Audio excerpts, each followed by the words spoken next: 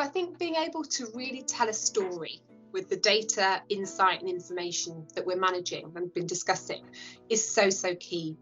And we forget that ultimately as humans, we're highly visual creatures. We like stories. We like things that have a start, a middle and an end. And data really is no different. So being able to use visualization and storytelling to present data and insights in an accessible way, whether that's charts, graphs, infographics, other visual pictures or metaphors, I think is a hugely powerful way of bringing this to life. Data scientists who are far smarter than I can sit and come up with some incredible conclusions. But for someone like myself, I need to understand how we got there and what that journey looked like and what the different decision points along that journey meant and why. I think that also then comes back to having an overarching, clear communication strategy for data, particularly if it's being used to make decisions. So knowing at the outset what that communication plan should look like, what the intention is, who the target audience is, how they want to be communicated with, across what channels they want to be communicated with, and tailoring it appropriately is really key. That's certainly true within companies. And Andy, I imagine it's equally, if not more so true when you're dealing with the population as a whole. Yes, Esther, and to be fair, I think you've hit the nail on the head there. This idea of creating a narrative. I've heard the term data journalism before, and it's this kind of wonderful way of telling a story. And I think you've covered nearly all of the points there. But one thing I'd love to add is around decision analytics. It's this idea that often when we're making decisions, especially when we've got places with finite resources, people are competing for those resources. They're competing to the outcomes of those decisions. And sometimes you might have to turn something off to be able to do more. So you have to do less of something to pay for the other thing you want to add. There's very rarely just extra additional money thrown into the system. And so working together on creating a system agreeing or deciding how to make the decisions is really key. So I think that you will start to see much more decision analytics going forwards to help systems make complex decisions, agreeing what the problem is, going to your point, Esther, and then agreeing what are the variables, the factors that make a difference in that decision, and then measuring those objectively, and then being able to decide from those outcomes what we should do. So all of the narrative stuff that you talked about, which is absolutely key. And then I think we'll see a big movement in the future towards decision analytics. I'm seeing the same in industry. I think this concept of how we make decisions and how we make different types of decisions and how we involve the right people at the right time is a key part of that overall communication and decision-making strategy. I guess one final thought on that is also making sure that we challenge ourselves on it regularly. So having the right feedback loops to look at when we're doing this well and when we're doing it not so well, and being able to regroup and revisit. We're dealing in such tumultuous times in terms of so many different factors on the global stage that nothing stays still. So being able to constantly challenge the way that we're using data and information and the way that we're coming together to make decisions, I think is so key. Thinking through some examples of where clear communication strategies around decision making have been helpful, I can certainly think of some from an industry context and from a life science company perspective, where actually bringing cross-functional teams together, for example, in the early stages of drug development, to think about the different parts of a patient journey that will be impacted by decisions taken through development is so key.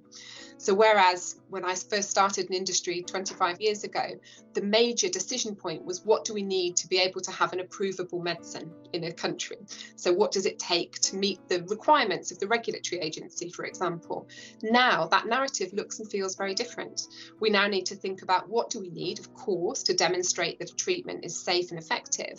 We also need to think really deeply around what do we need to be able to demonstrate that a treatment or medicine adds value and actually is valued in the context of constrained healthcare resources, which means we're thinking about health economics and value and the considerations that payers perhaps will bring right back at proof of concept.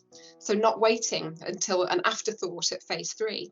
So that story of meeting stakeholders' needs early and planning decisions with the multiple lenses in mind, I think perhaps is one good example. Andy, how about from your perspective? I think one of the great examples we've got is some recent work we've been doing on multi-criteria decision analysis. that uses STAR, which is the Socio-Technical Allocation of Resources, which is a tool created by LSE and funded by the Health Foundation. And what it does is it builds both of these elements together. There's a very visual outcome where we look at the costs and the value of individual interventions along a whole care pathway. And that's everything from the first 1,000 days all the way through to end of life care. And we're looking at things that address those wider determinants of health. So what we've got in the room, you have patients, carers, people with lived experience, people from the population, but then you also have local authority, education, environment, public health, primary care, secondary care, system leaders, all these people working together, deciding what they and their communities value. And then these are visually shown as triangles, these value triangles. And then they can start to look at this, the interventions which cost a lot of money, but don't deliver a lot of value, and then see where they may want to reallocate those resources. And through those different criteria, they can make a decision that helps address some of the vested interests that, of course, people don't want to give away what's theirs. And it comes back to your point around trust again, Esther, about trusting others to do the work.